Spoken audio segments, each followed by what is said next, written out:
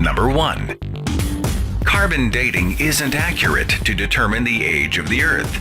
Well, perhaps that's why carbon dating isn't the preferred method for dating rocks and fossils. In fact, there are a great many methods of radiometric dating that accurately measure the decay of radioactive elements in rocks, meteorites, and fossils.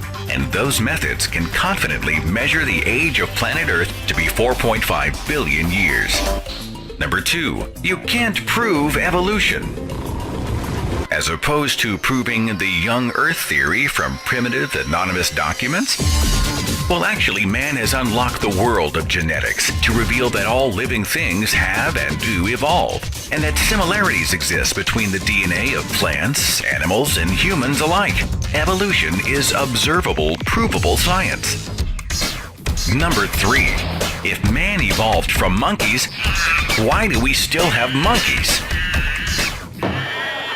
This is like asking, if America was colonized by the English, why do we still have England? Next question, please. Number 4. The human eye is too complex to have evolved. This argument is also known as irreducible complexity. This gross oversimplification ignores creatures like the single-celled euglena, which have evolved antennae for light. Mollusks and jellyfish have evolved varying grades of vision. Plus, consider this, the human eye is more poorly constructed and much less acute than the eye of the octopus or the great horned owl. Did God care more about the design of the horned owl than his own children? Number 5. Atheism is actually a religion. Indeed, much like not collecting stamps might be called a hobby, or not smoking might be called a habit. Number 6. Oh yeah? Well, scientist X believes in God.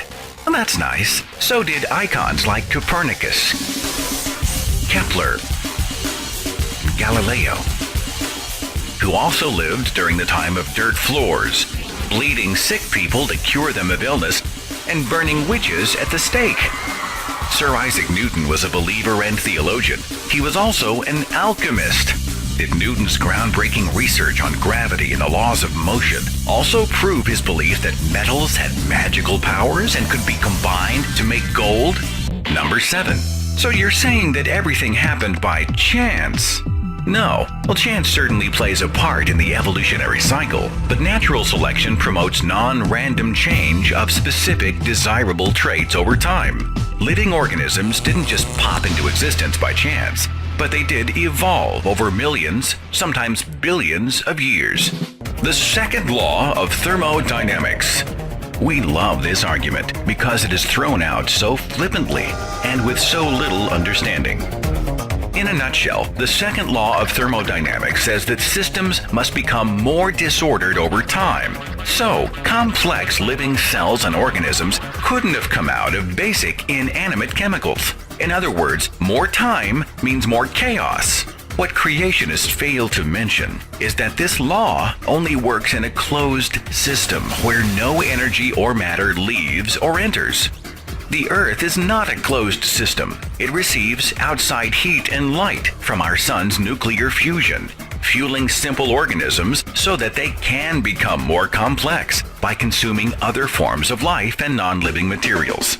Here's an easy way to frustrate this argument when a Christian brings up the second law of thermodynamics. Ask him what the other laws are. When he shrugs and stares into space, you'll know how truly informed he is on the subject.